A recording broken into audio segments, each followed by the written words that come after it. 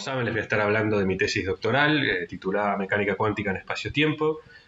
Para empezar, déjenme agradecer a mi director, Raúl Rossignoli, codirector Mauricio Matera, y al jurado por estar aquí presente y leer la tesis. Entonces, antes de comenzar con el contenido de la misma, déjenme dar un poco de contexto y motivación, hablando de esto que se conoce como correlaciones cuánticas, que son correlaciones en sistemas o partes de sistemas, digamos, que no tienen análogo clásico. Esto es algo que ya conocemos desde los tiempos del teorema de Bell, que entonces es un resultado muy importante desde el punto de vista de los fundamentos, porque sabemos que no podemos reemplazar a la mecánica cuántica con algunas variables ocultas clásicas. Pero bueno, hoy en día también sabemos que esta cuestión de las correlaciones cuánticas aparece en distintas áreas de la física. Por ejemplo, bueno, ya en información y computación cuántica hablamos de que es un recurso, o sea que son... si tenemos estas correlaciones podemos hacer cómputo o procesos de información que no podemos hacer de manera clásica. Después en materia condensada se habla que estas correlaciones pueden ser un parámetro de orden en transiciones de fase. También nos permiten representar ciertos estados que no son los máximamente correlacionados de forma eficiente, como ocurre con Tensor Networks, y también nos dan una intuición o un primer acercamiento a lo que son las leyes de área en entropías de agujeros negros o en otros modelos como el efecto Burro. Y finalmente podemos mencionar que en ADS-CFT se habla de que el entrelazamiento en CFT es dual a un área en ADS. Entonces surge esta idea de que incluso la geometría del espacio podría emerger a partir de estas correlaciones cuánticas. Entonces, en este contexto es muy natural preguntarse un poco qué pasa con el tiempo, ¿no?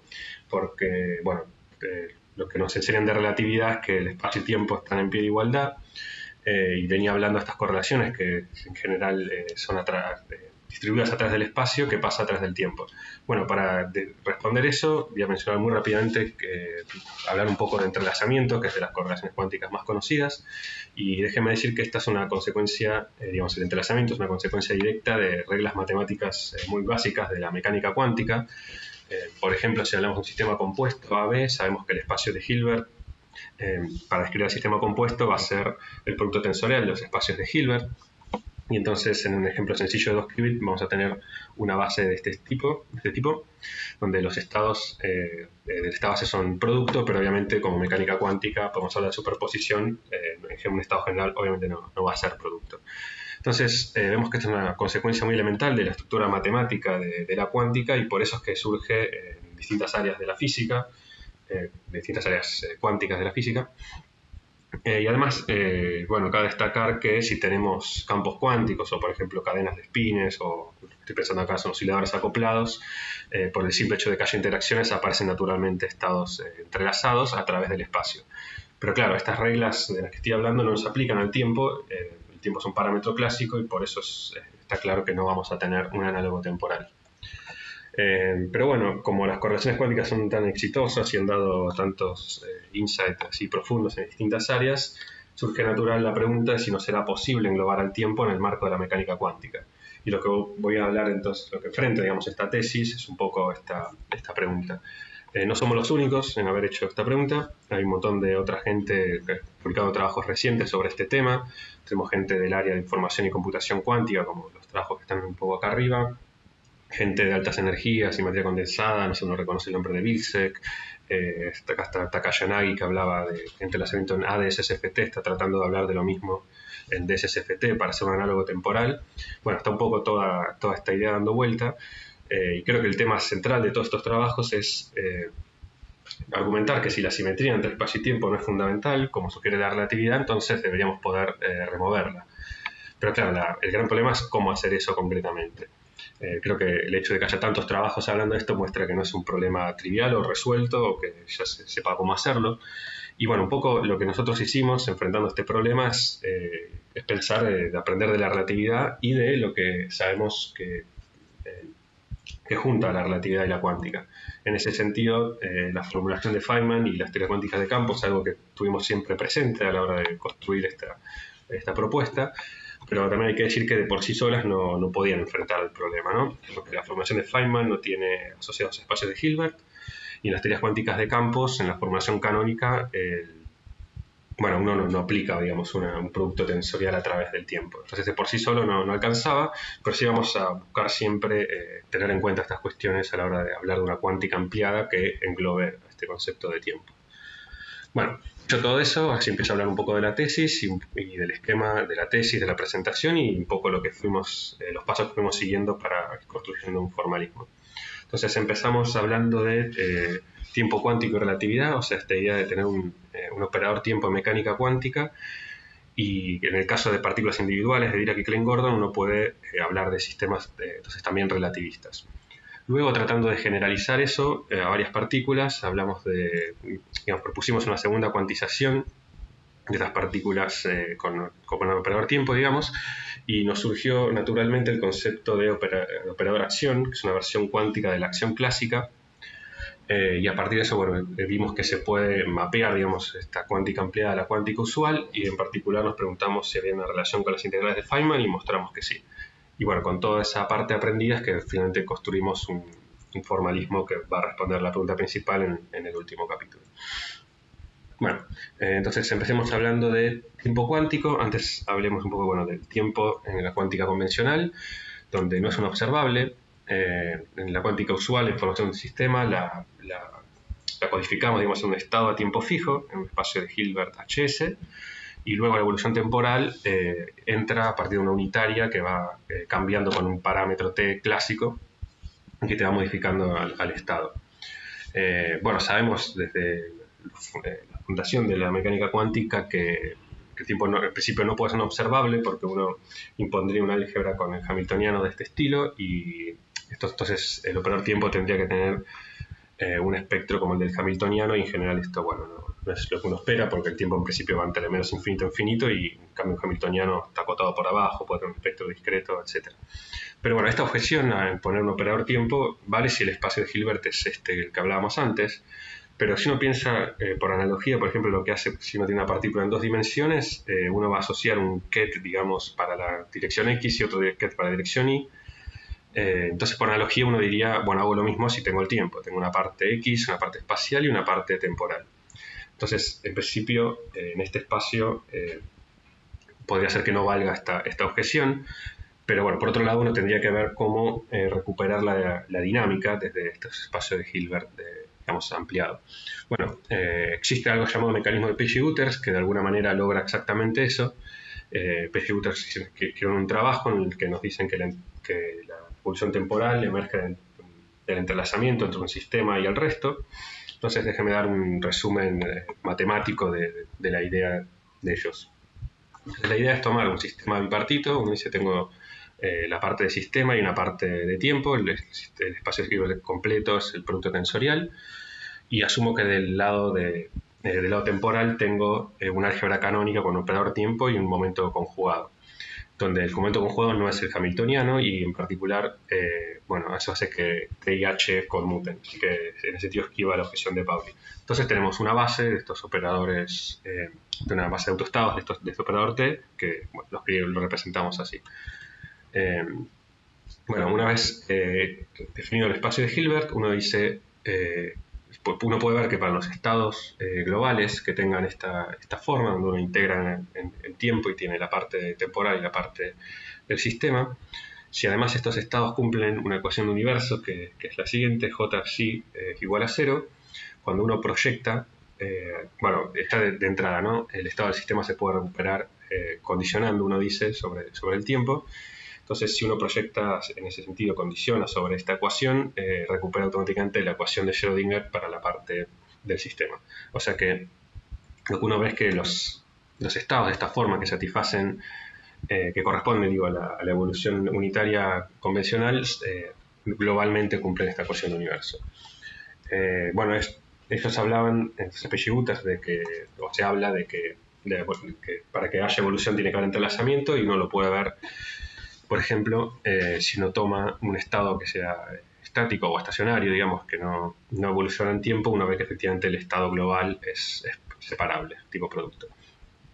Bueno, en esta versión continua y con tiempo infinito, uno puede ver que estos estados, los que cumplen la condición física, digamos, de que J psi es igual a 0, no se pueden normalizar bien. Esto es una cosa que, bueno, podría retomar un segundo, pero también es verdad que se puede construir un formalismo discreto, que lo hizo, por ejemplo, Alan Botte acá con Raúl ya hace unos años, y además que esa versión discreta tiene aplicaciones computacionales cuánticas, es algo que está contado en el anexo de la tesis. A mí, bueno, no me da tiempo para hablar de esto, pero solo menciono que este formalismo discreto es útil y que la idea básicamente es agarrar a la parte temporal y asociarle ciertos qubits en la computadora cuántica.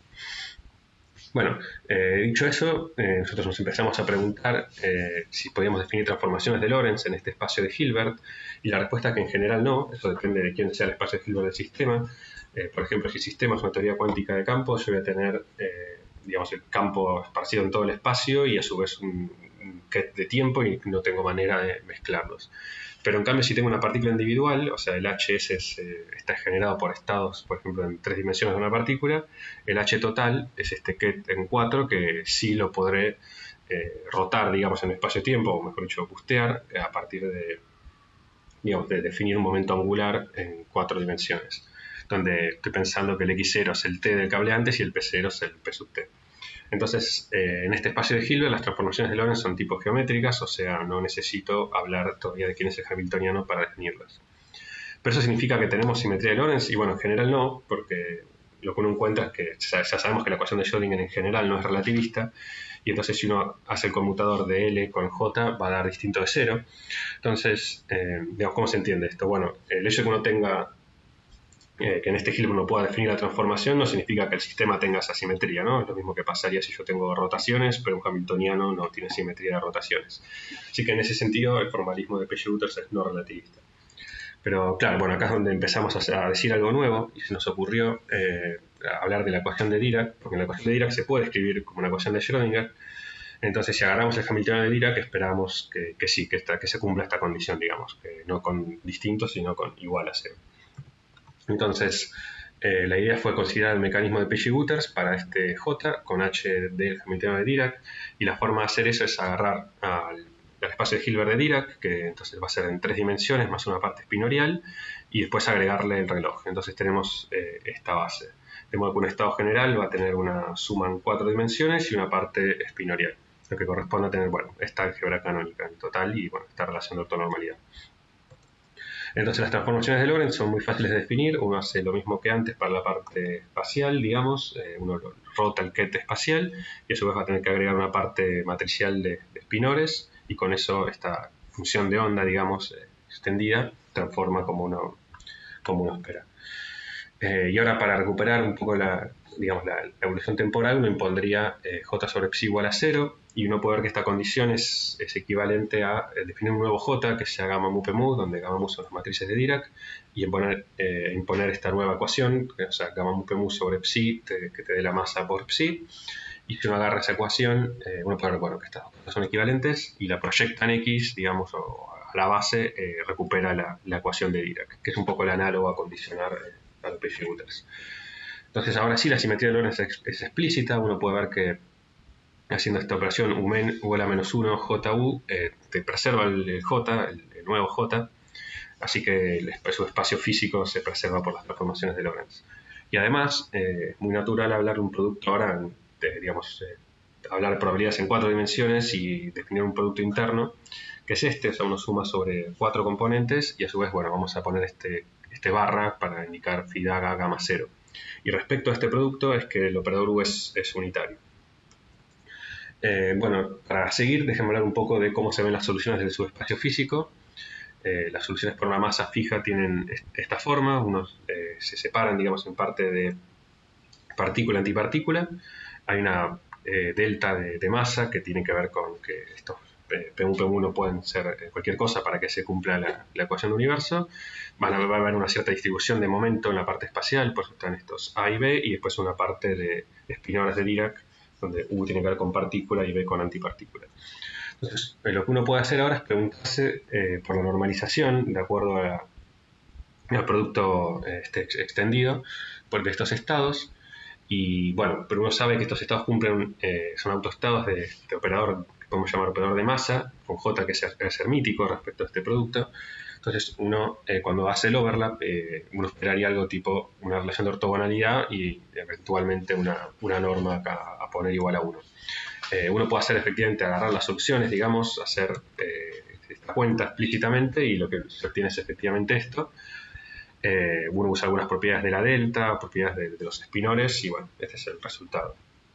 Y la idea es que si uno compara lo que uno hace normalmente con la ecuación de Dirac y hace esta otra cuenta, donde es el producto en 3 dimensiones, efectivamente lo que aparece es este factor, lo cual, bueno, es bastante notable porque aparece solo. Esto viene ya de propiedades que estaban en la ecuación de Dirac, porque, por ejemplo, uno usa propiedades de los espinores U-U, que dan 2E, pero U barra U, que tiene que ver con el producto en 4, te da 2M, y eso cancela un factor de la delta de masa, y finalmente estas dos cosas están relacionadas, ¿no? O sea, la relación general que uno encuentra es que yo hago el producto entre dos estados físicos para masas distintas en principio. Lo que uno obtiene es la delta de masa multiplicada por el producto de Dirac en 3 dimensiones. Entonces es clara la conexión, y uno diría, bueno, la normalización que uno impondría es que esto sea la delta de masa, entonces esto tiene que ser igual a 1, y es lo mismo que normalizar a lo Dirac. Entonces cuando uno va a calcular valores medios ahora, se encuentra que los valores medios dan lo mismo si los calculo desde el espacio ampliado o desde el espacio chico, si uno hace usa esta idea de condicionar a los Page-Uters. Entonces, en resumen, vemos que la teoría de Dirac se puede pensar en términos del mecanismo de Page-Uters, donde la simetría de Lorentz es explícita ahora si usamos este producto en 4 dimensiones.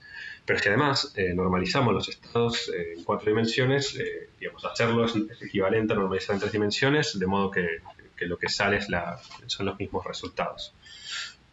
Bueno, esto es lo que conté, que está súper resumido, hicimos más cosas, pero no da tiempo para contarlas, se basa en este trabajo. Bueno, ya que funcionaba para Dirac, dijimos, probemos un poco qué pasa con Klein-Gordon, y las ideas son muy similares, así que las voy a pasar un poco rápido. Pero la idea es que el espacio extendido ahora no tiene la parte espinorial, pero es el mismo que antes. El producto interno va a ser el producto interno natural en 4 dimensiones, que es este que está acá. Y bueno, y ahora lo que vamos a imponer es que P1 sobre psi sea la masa cuadrada por psi, de manera que si uno proyecta en X aparece la ecuación de Klein-Gordon. Las soluciones también se ven muy parecidas a las de Dirac, solo que no tienen la parte espinorial, y usando esto uno puede calcular la norma entre estados, por ejemplo, de partícula, y nuevamente tiene una cosa muy similar a lo de Dirac, y que implica que si uno calcula overlaps con productos en este espacio ampliado, aparecen estas deltas de masa, y el producto de Klein-Gordon, con la novedad de que aparece el valor absoluto, ¿no? El producto de Klein-Gordon no es definido positivo, pero este producto nuevo sí. Bueno, entonces no da tiempo para contar mucho más, así que voy a hacer algunas conclusiones sobre esta primera parte de la tesis. Vimos que se puede pensar en las ecuaciones de Dirac y Klein-Gordon desde el formalismo de Page-Uters, y el espacio de Hilbert que uno usa, que es más grande que el espacio de Hilbert usual, permite definir transformaciones de Lorentz de forma explícita y que no depende de la dinámica del hamiltoniano. Incluso cuando agregamos interacciones, ¿no? Que es lo que no pude contar acá por cuestión de tiempo, pero en los trabajos lo hicimos, interacciones entendido como un campo externo. Entonces, en este espacio grande, dado que la condición física aparece como un subespacio, en el espacio grande podemos pensar que conviven distintas teorías físicas, y eso no te cambia la definición de las transformaciones de Lorentz.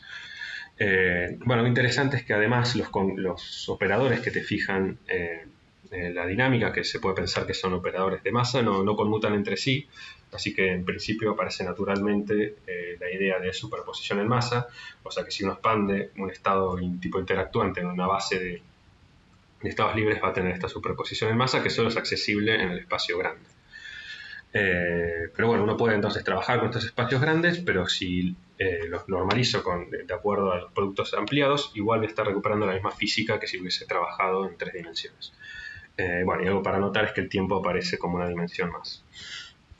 Bueno, esto fue lo que sabíamos ya al principio del doctorado, digamos, y luego quisimos generalizarlo a varias partículas.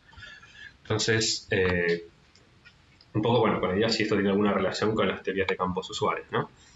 Entonces, lo que uno pensaría desde el punto de vista usual, digamos, o desde ideas de gravedad cuántica que eran algo similares a lo que planteamos, por ahí no enfocándose tanto en el espacio ampliado, es asociar a cada partícula masa fija con las partículas de Klein-Gordon en 3 dimensiones, digamos, ¿no? Uno dice que esta es una correspondencia 1 a 1. Pero Pero bueno, eso sería si no usamos el producto ampliado, pero nosotros veníamos tratando de generalizar PG-Gutters, que además le da un significado físico al espacio grande, y por eso es que se nos ocurre hacer algo distinto, que es hablar de una segunda cuantización ampliada. Esto es, bueno, para empezar porque queremos preservar el espacio ampliado completo, porque también queremos ampliar la cuántica, ¿no? Y recordar el objetivo, hay que recordar el objetivo general. Entonces la propuesta fue tomar como espacio de una partícula a los estados grandes fuera de capa de masa. No me interesa si está este mapeo, sino que queremos tomar todo el espacio de Hilbert, pasarlo a segunda cuantización y luego de alguna manera posterior recuperar la condición física. Que esto es muy distinto, no es para nada equivalente a aplicar PG-Gutters a las teorías de campos. Entonces, antes de decir cómo se hace eso, voy a recordar muy rápidamente cómo se hace una segunda cuantización en general, y voy a mencionar nada más que este es un proceso riguroso, pero a mí me sirven solo un par de reglas. La idea es que uno puede pensar una partícula en estados de partícula individual como que los creó con un operador de creación actuando sobre un vacío, y si estos estados son ortonormales, bueno, uno tiene una relación de este tipo, estoy pensando por ejemplo en bosones. Entonces, este sería como el estado de una partícula y después uno se puede construir todo el espacio de foco.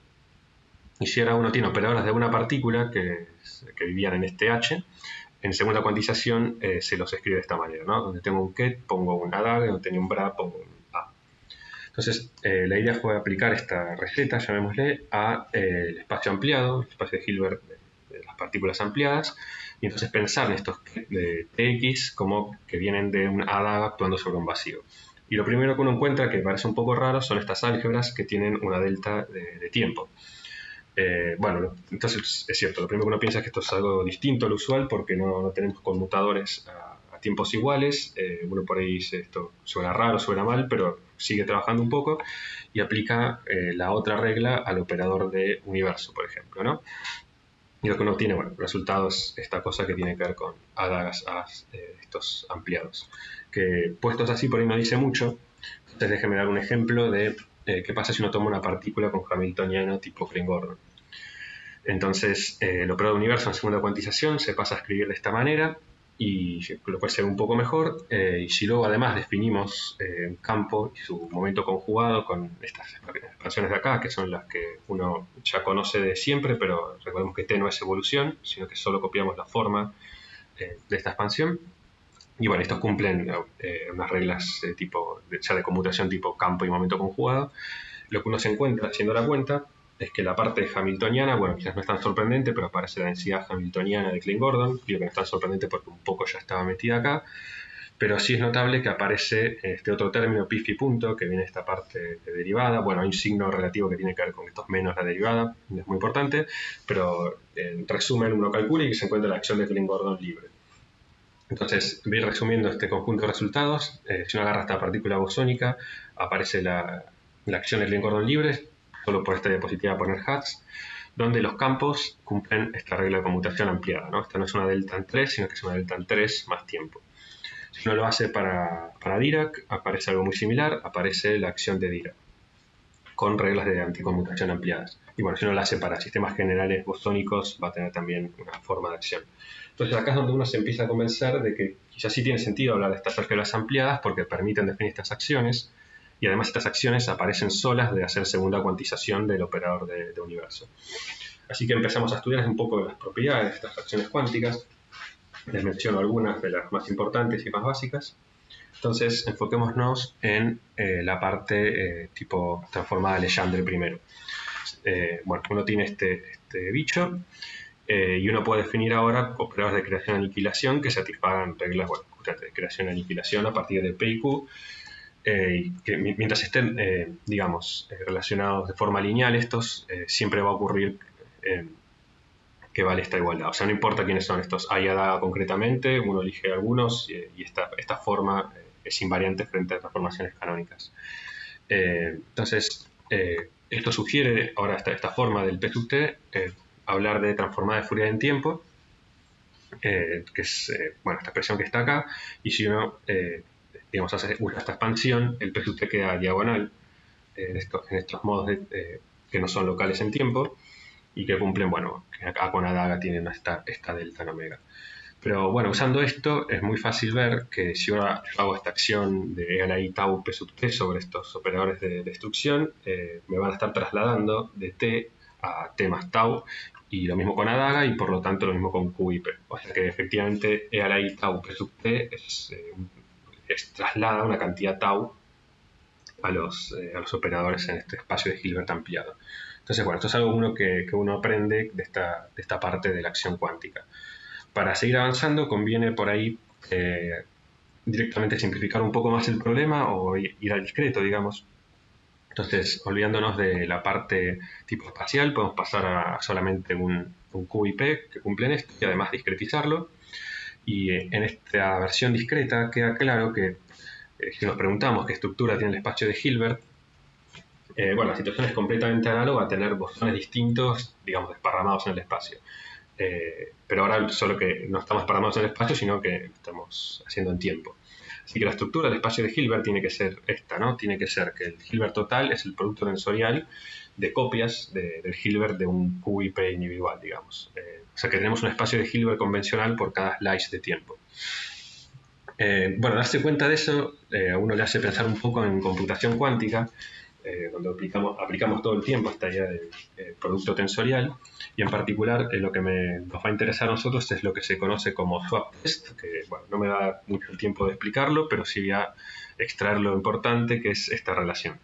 Que si uno hace la traza de swap contra el producto tensorial de dos operadores, esta traza que vive si uno quiere, en el Hilbert duplicado, es igual a la traza en el Hilbert simple del producto matricial de B por A, donde swapea justamente los ket de estos dos Hilbert.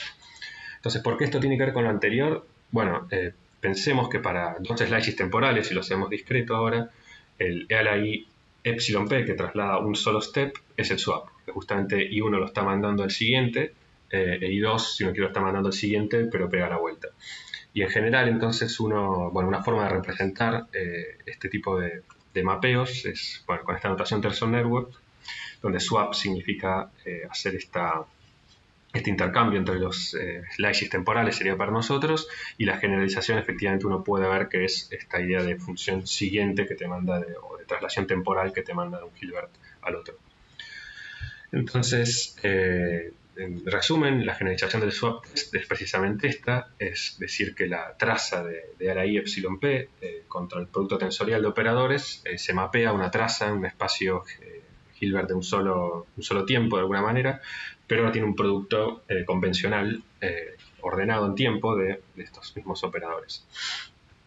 Bueno, eso entonces es el primer paso para entender cómo conectar cantidades de este Hilbert ampliado con el Hilbert chico, pero a nosotros nos interesaban las acciones cuánticas. Entonces, la forma de hacerlo en el discreto es tener en cuenta la parte esta tipo transformada de Legendre, que cerca en continuo es la transformada de Legendre, y agregar una parte hamiltoniana, para que sea tipo PQ punto menos H, ¿no?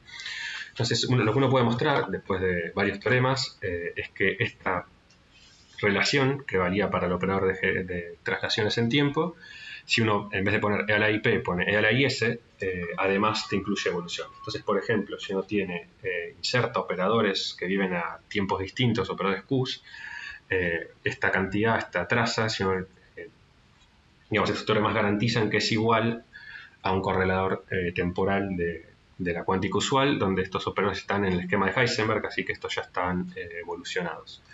Así que recuperamos la evolución unitaria, pero hay que enfatizar que en el lado izquierdo no hay evolución en el sentido convencional, ¿no? Uno está simplemente haciendo esta traza y T es una etiqueta de los espacios de Hilbert. Y sin embargo, si uno calcula esta traza, le va a dar lo mismo que aparece en el lado derecho donde sí hay evolución.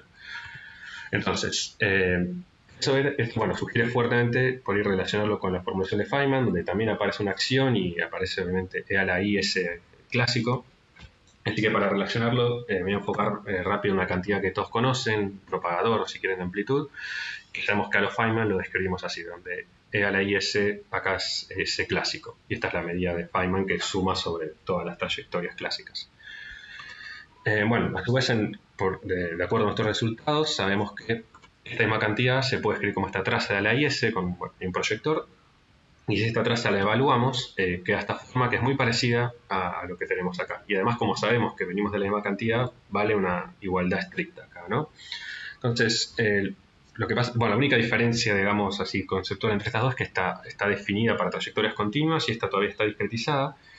Sin embargo, la igualdad es estricta, pero bueno, si tomamos una cantidad, digamos, infinita o muy grande de slices, está claro que cada uno de estos factores, digamos, este de acá tiene que tender a este, y este producto de diferenciales de QT tendría que tender a la medida de Feynman. Y efectivamente eso pasa, y uno ve que el valor medio en estados tipo trayectoria de a la IS da un a la IS clásico hasta orden de epsilon cuadrado. Entonces vemos que la acción clásica aparece de un valor medio que vive en el espacio ampliado, ¿no? Solamente podemos acceder a este tipo de valores medios, a este tipo de cantidades en el espacio grande. Y a su vez, la suma sobre historias de la que nos habla Feynman, de sumar sobre todas las trayectorias, las podemos pensar como una evaluación particular de esta traza. Bueno, entonces, para resumir, tenemos un mapa con la cuántica usual dada por esta traza de la IS, que si la evaluamos recuperamos la suma sobre historias de Feynman, o si la evaluamos en esta base, digamos. Pero hay diferencias, sabemos que esta traza está definida en un espacio de Hilbert, así que podemos usar, bueno, por ejemplo, otras bases, y podemos hacer otras cosas, como construir algoritmos cuánticos en una computadora cuántica que computan esta traza, que es algo que en principio no es trivial, y hasta donde yo sé no está hecho para la formulación de Feynman, porque la formulación de Feynman está asociada a sumas clásicas, entonces no es natural computar eso en una computadora cuántica. Y por esta cuestión de que podemos usar otras bases, esto incluye bases que no sean producto en tiempo, y que son cosas que aparecen naturalmente si diagonalizamos el operador acción, ¿no? Recordemos que la acción es un operador, así que podemos diagonalizarlo como uno haría normalmente en cuántica con un hamiltoniano. Para un ejemplo súper sencillo de eso, voy a mencionar que si uno agarra un oscilador armónico y se escribe el operador acción, esa transformada de Fourier que definía antes, bueno, lo definía en el continuo, pero también vale en el discreto, o hay un análogo discreto, te lleva el S asociado a esta forma que es diagonal en esta base, y si uno evalúa en esta base la traza de la IS, aparecen expansiones tipo las de Matsubara, que también aparecen desde el integral de Feynman, por supuesto, pero bueno, es interesante ver cómo uno lo recupera desde un espacio de Hilbert, ¿no? Acá omega n ya son las frecuencias de Matsubara y aparecen a nivel operador, no solo adentro de la traza. Bueno, entonces en conclusión, bueno, esto que conté tiene que ver con estos dos trabajos, y bueno, vimos que efectivamente sí se puede formular a la mecánica cuántica con estas álgebras simétricas en espacio-tiempo. Yo lo conté para bosones y un poco rápido, pero uno lo puede hacer para otros sistemas, lo puede hacer para qubits, fermiones, spines, digamos, es un poco más general todo esto, o completamente general. Uno, bueno, con estas álgebras ampliadas puede definir acciones cuánticas, que son objetos que si no se pueden definir. Y a través de los correladores asociados a estas acciones cuánticas, o sea, esta traza de la IS que uno hace, recuperamos la evolución temporal convencional. Y bueno, además las integrales de Feynman emergen de evaluar estas trazas en algunas bases. Y uno diría, bueno, ¿por qué no terminamos un poco acá la tesis? Uno ya tenía un poco lo que quería, pero es natural hacerse un conjunto de preguntas nuevas ahora. Por ejemplo, ¿qué pasa con la mecánica clásica? ¿Por qué no hablamos? Una mecánica clásica no tiene corchetes de Poisson ampliados en espacio-tiempo. Además, estamos hablando de que este mapeo con la cuántica es a través de una traza, pero uno por ahí le interesa hablar de estados cuánticos definidos en el espacio-tiempo. Y después hay todavía otro problema, que es que las acciones cuánticas no son invariantes de Lorentz. Porque si bien uno, por ejemplo, toma la acción de Klein-Gordon, que viene de una acción invariante, uno necesita trabajar en variables de espacio de fase porque uno lo quiere cuantizar, y la transformada de Legendre está eligiendo una dirección del tiempo, ¿no? Este phi punto que aparece acá corresponde a elegir el tiempo en alguna dirección. Y en particular, si uno define un momento angular, uno puede ver que ese momento angular, el generador de boost y de rotaciones, pero la parte de boost te va a arruinar la conmutación con el S. Así que en ese sentido todavía no logramos, incluso con las álgebras ampliadas, tener simetría de Lorentz de forma explícita, que es un poco parecido a lo que pasaba en la parte no relativista de Peugeot, donde uno podía definir un L, pero no, el J no conmutaba. Bueno, eso nos hizo pensar, bueno, como se dice a veces, volver al pizarrón y tener que pensar en ideas todavía más nuevas y conectarlo con esto de la física clásica. Así que déjenme hacer un resumen de lo que sabemos de física clásica y cuantización, o lo que se sabe en todos los, digamos, algo muy básico y general, pero va a ser interesante mencionarlo acá. Sabemos que en la física clásica tenemos principalmente dos formulaciones, la lagrangiana y la hamiltoniana, que preceden por muchos años, sea la relatividad que a la cuántica. Entonces, del lado lagrangiano, uno trabaja, ya estoy pensando por ahí en campos, Uno trabaja en espacio de configuración, entonces las variables son los campos y eventualmente sus derivadas espaciotemporales. Luego uno tiene una acción, hay un ejemplo, la acción de Klein-Gordon, y variando sobre esta acción es que uno recupera las ecuaciones de Lagrange, que son las ecuaciones de movimiento. Y la ventaja de esto es que uno mantiene en todos esos pasos las simetrías relativistas de forma explícita. La desventaja es que uno no tiene asociado un álgebra, por lo cual digamos, la forma de cuantizar la formación lagrangiana no es a partir de espacios de Hilbert. Uno puede usar la integral de Feynman, pero no es lo que nos interesa ahora. Por eso uno pasa, en general, para hacer una cuantización, a la formulación hamiltoniana, donde reemplaza, si uno quiere, la derivada temporal por un momento conjugado a través de lo que se conoce como una transformada de Legendre. De modo que las variables acá en espacio de fase son el campo, derivadas espaciales, digamos, y este momento conjugado. Entonces uno trabaja con esta transformada de Legendre definiendo una densidad hamiltoniana y luego un hamiltoniano. La desventaja es que esto elige un observador inercial en particular. Uno perdió acá o escondió la simetría de Lorentz, mejor dicho. Pero la ventaja es que con este momento uno puede definir un álgebra que lleva directamente a la cuantización canónica. Entonces es muy directo conectar cantidades clásicas con cantidades cuánticas. Entonces en este esquema uno puede preguntarse dónde entra la versión ampliada de la mecánica cuántica, ¿no? Que no usa estos conmutadores en 3, sino en 4. Y bueno, además teníamos este problema de la transformada de Legendre. Entonces lo que propusimos, lo que matizo un poco acá, es lo siguiente. Esta sería del lado izquierdo la cuantización estándar, donde los campos están definidos en un punto del espacio y la dirección del tiempo también está fija, y acá tengo los corchetes en D dimensiones, digamos. Lo que vamos a hacer es proponer corchetes en D+1, un poco con la analogía esta de lo que estamos haciendo cuánticamente, pero además vamos a tratar de mantener, digamos, como grado de libertad extra a la elección de las foliaciones posibles, de modo que uno no pierda esa información y pueda mantener la simetría de Lorentz. Y además, bueno, le vamos a asignar corchetes y cuantizarlos, y después voy a contar cómo es que uno recupera lo de siempre. Entonces, el paso 1 es ese, definir el momento asociado en una dirección arbitraria dada por un vector NMU. Entonces, esta es la nueva definición de pi. Y NMU, entonces, es una forma de separar espacio y tiempo. Entonces, NMU y NMU1, digamos, son las direcciones ortogonales, de acuerdo a la métrica lorentziana, por eso es que se ven así. Y, bueno, uno puede ver que entonces las derivadas parciales en direcciones arbitrarias se las puede separar a una componente tiempo-espacio y tipo-tiempo. Y luego de hacer eso, vamos a definir densidades hamiltonianas asociadas a este pi que está dado por una dirección arbitraria del tiempo. Entonces, para dar un ejemplo de cómo se ve eso, uno agarra un lagrangiano de Klein-Gordon, estas derivadas las expande en la parte espacial y temporal, hace la transformada de Legendre y el resultado es este h que está acá. Y la acción en el espacio de fase ahora queda de esta forma, donde en vez de ser pi phi punto tenemos este pi NMU de mu phi que nos indica esta contracción que todavía tenemos esta simetría de Lorentz de alguna manera.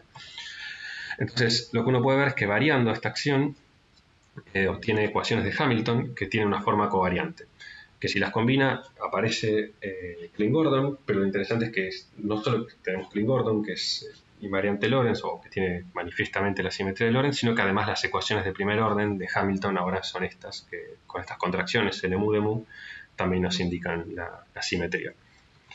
Esto significa, digamos, esa simetría vendría a valer si imponemos o entendemos que uno va a transformar no solo a phi, al campo, que nosotros es un campo escalar, sino también al NMU de acuerdo a un tetravector, ¿no? Y estas dos transformaciones también inducen esta otra transformación del momento, de modo que el h que tenemos acá, digamos, transforma en forma simple. Bueno, eso era con respecto a las transformaciones, pero sabemos que queremos llegar a hablar de álgebras y de cuantización, así que uno introduce una estructura simpléctica que para los campos va a ser en D+1. Va a ser ampliada respecto a lo que uno hace usualmente, lo cual es muy conveniente porque si no hubiese dicho quiero cuantizar o poner corchetes de Poisson a tiempo fijo, estos dependerían del NMU, que lo estamos manteniendo como un grado de libertad libre, ¿no? Y en cambio, esto es independiente de la foliación.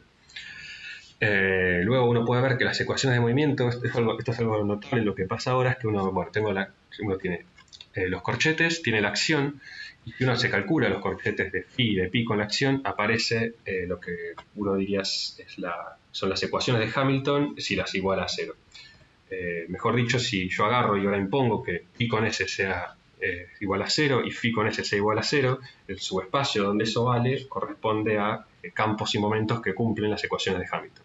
O sea que tener esta álgebra ampliada naturalmente te da una forma de introducir las ecuaciones de movimiento. Es como, digamos, la versión clásica de todo el mapeo que teníamos con la tracea de la IS. Bueno, acá la versión clásica es todavía más fácil. Solamente tenés que tener este subespacio. Y bueno, una interpretación de esto es decir que la parte de P0, que es esta que está acá, tipo Legendre, que genera traslaciones, digamos, uno está igualando las traslaciones en tiempo con lo que es la transformación generada por el hamiltoniano. Y en ese subespacio uno tiene la física clásica de siempre. Bueno, esta es para la parte de los campos.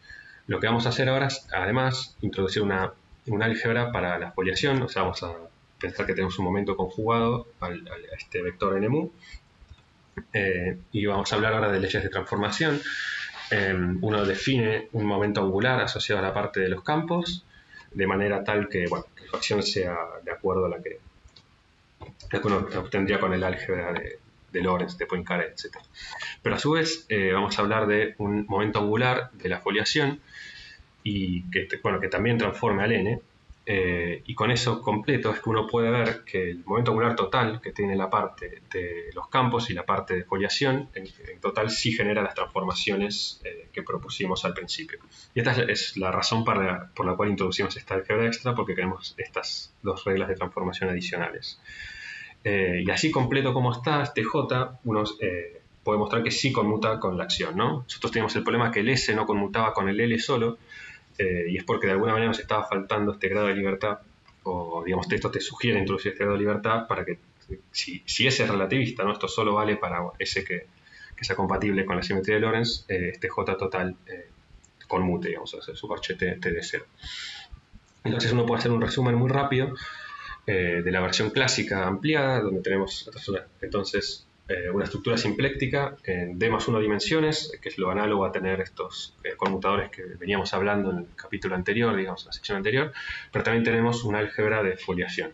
Entonces, ahora el generador de transformaciones de Lorentz, el momento angular, digamos, total, tiene una parte de campos y una parte de foliación, y con eso completo es que vemos que tenemos conmutadores o corchetes nulos con la acción cuando esta es, sí solo sí, esta es invariante de Lorentz. Y la forma súper directa de obtener las ecuaciones de movimiento propone que estos corchetes dan 0. Cosa que además, uno puede ver por la identidad de Jacobi, te muestra que si vos tenés este corchete 0, entonces estos subespacios van a ser preservados por la transformación de Lorentz. Bueno, esta es la parte clásica. Ahora queremos hablar de la parte cuántica, pero me faltaron algunos aspectos adicionales que quería mencionar súper rápido. Y yo hablé, mucho del campo escalar, pero voy a decir que también vale para Dirac, y si uno tiene la acción de Dirac y hace el corchete con el campo de Dirac y lo iguala a 0, recupera la ecuación de Dirac, y las leyes de transformación, también transformando la NMU, son las correctas que uno espera para un campo espinorial ahora. Y también voy a decir que esto vale para sistemas no relativistas, donde ahí no hace falta introducir NMU, pero entonces el álgebra que uno impondría sería de esta forma.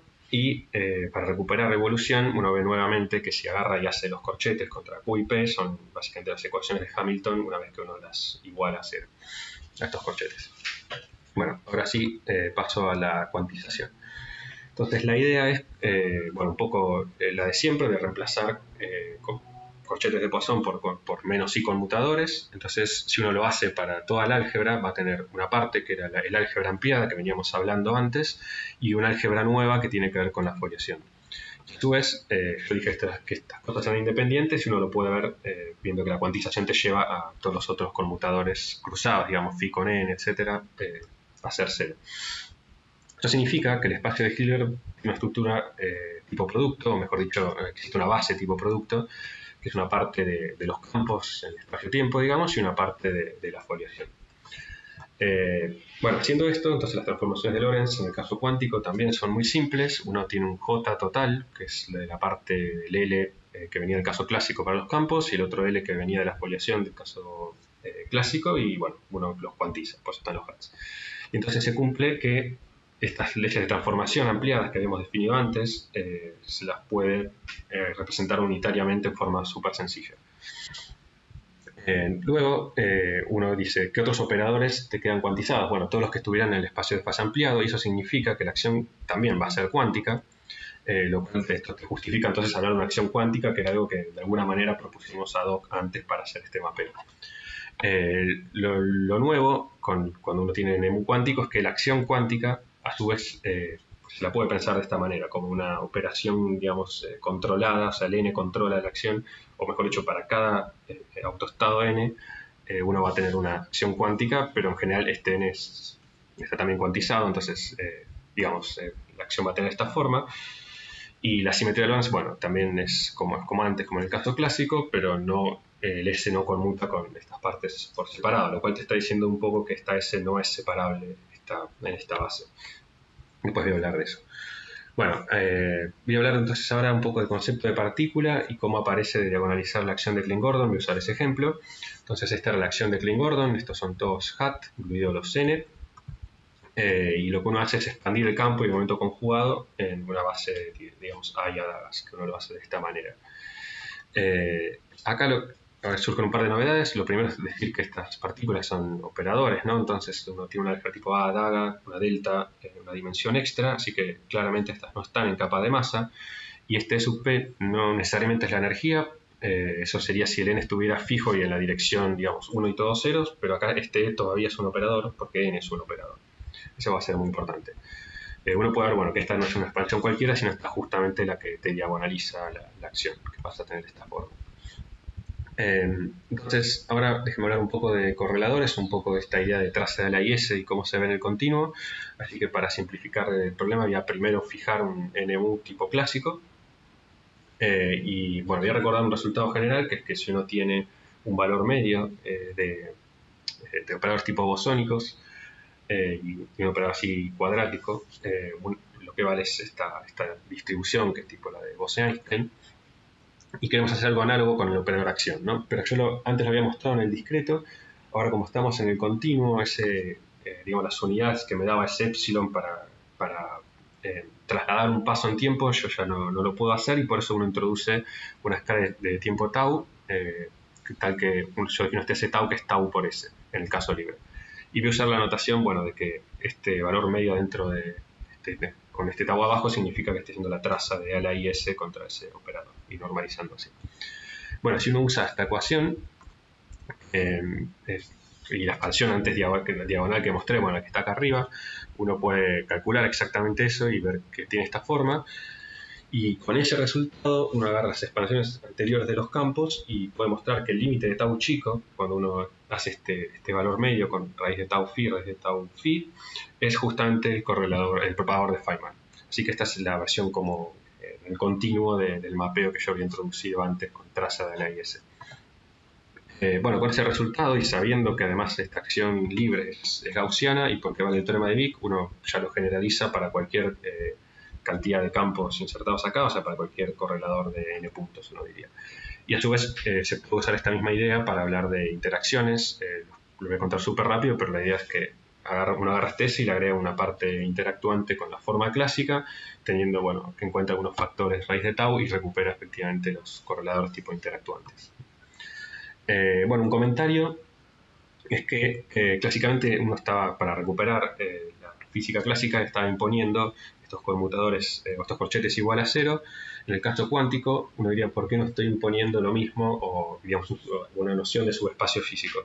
Bueno, uno puede ver que eso lleva a inconsistencias, así que ese camino no se puede seguir, pero que igual, adentro de estos brackets, esos conmutadores sí son cero.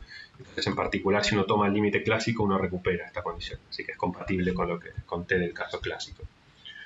Bueno, esto era entonces una forma de recuperar la cuántica usual desde esta álgebra ampliada cuando el NMU todavía está fijo, que es un poco lo que ya de alguna manera sabíamos de la sección anterior.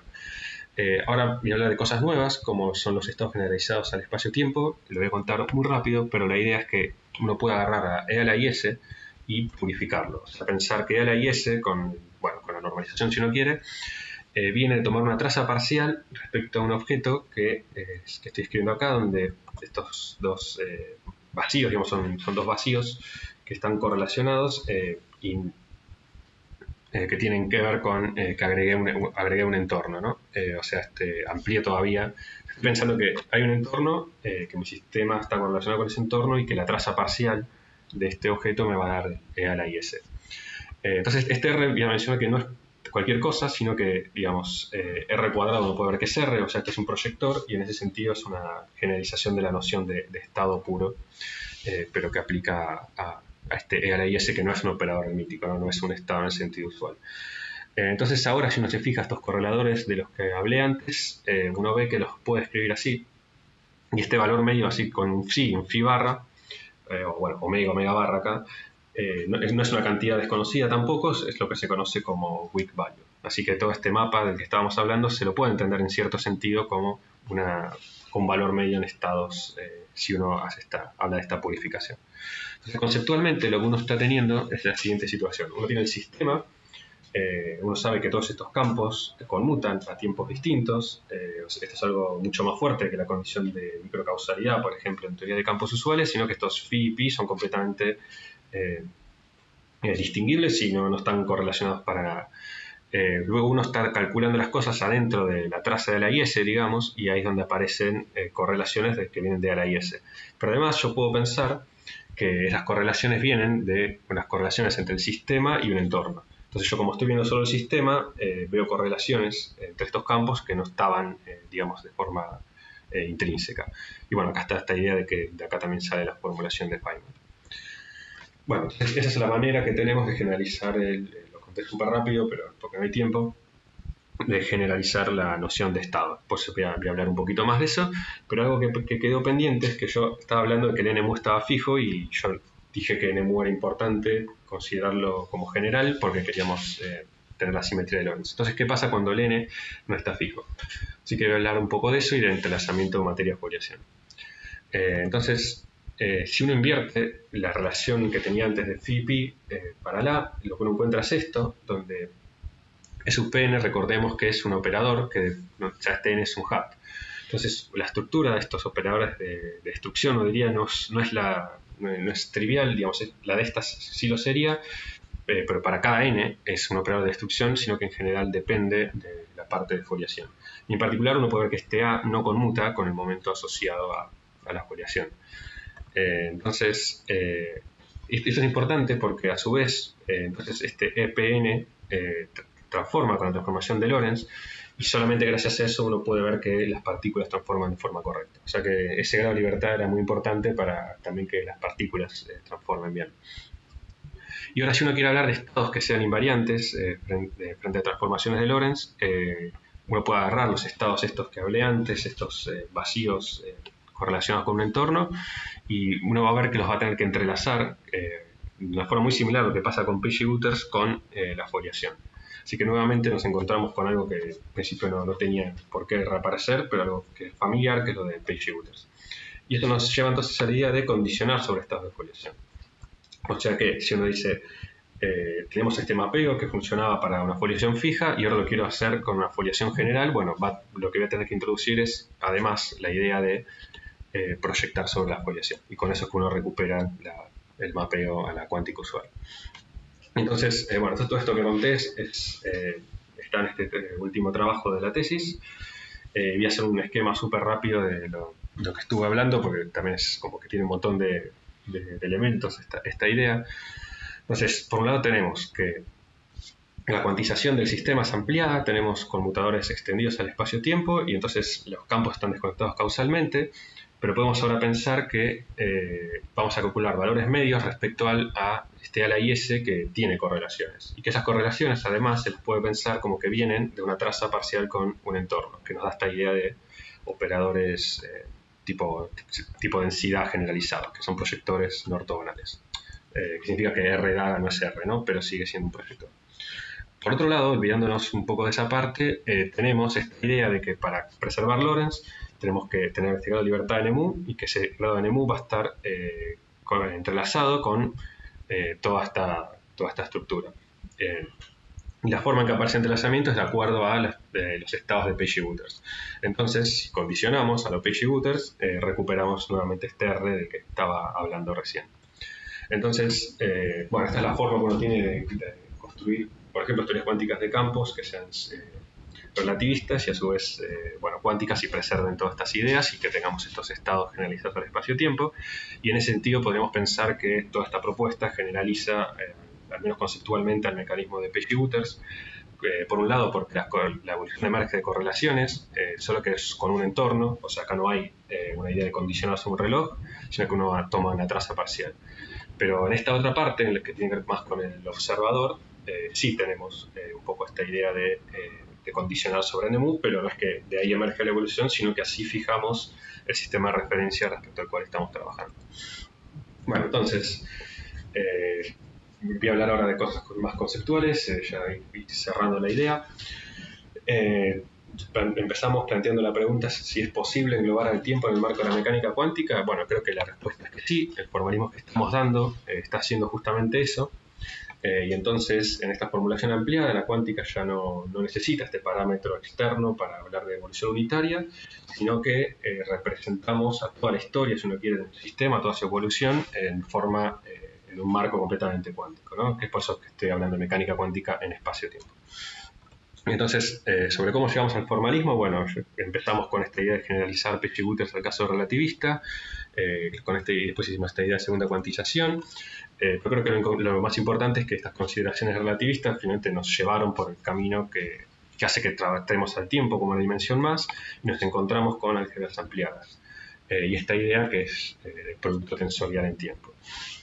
Para mapear entonces cosas de este espacio de Hilbert grande al espacio de Hilbert usual, definimos este mapa que tiene que ver con calcular respecto de la traza de LIS, que también se lo puede reinterpretar como un valor medio así psi, phi, y esto uno puede ver que es equivalente o que esta cantidad da igual a los valores medios de operadores evolucionados desde el punto de vista de la cuántica usual.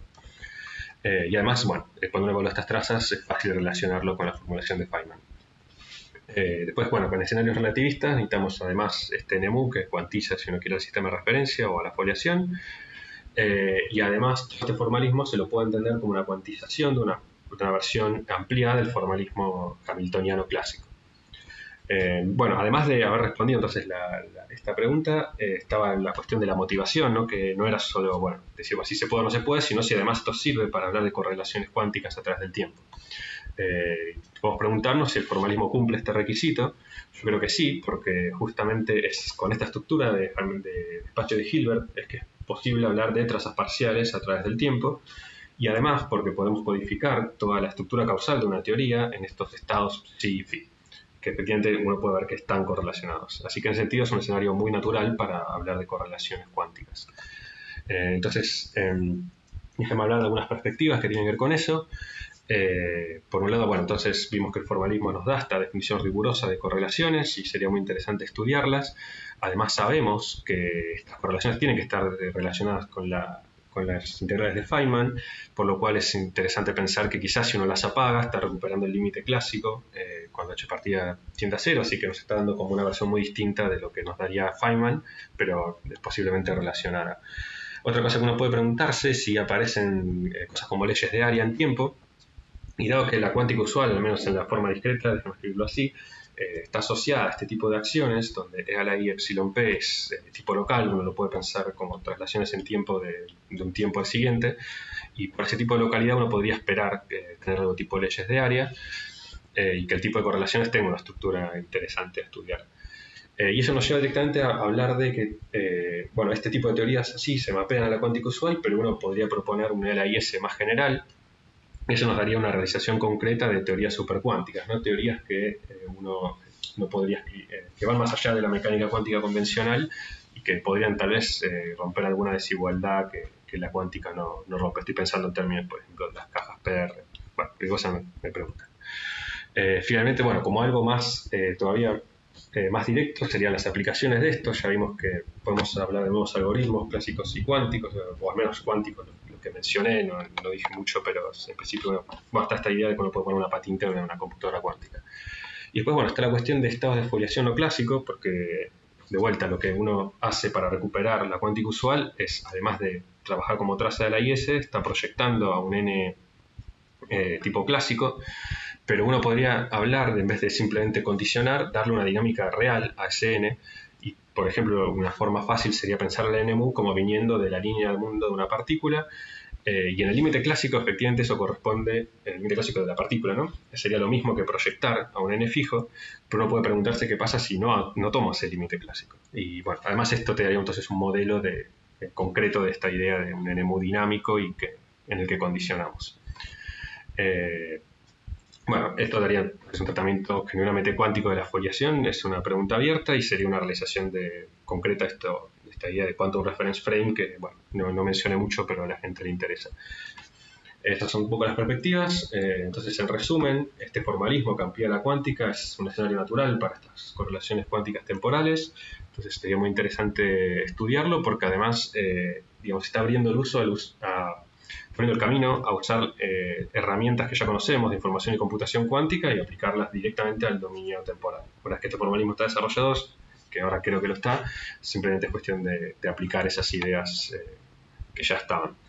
Y además, bueno, más allá, bueno, es también natural hablar de modificaciones de la física tradicional que pueden ser de estas teorías tipo supercuánticas o foliaciones no clásicas.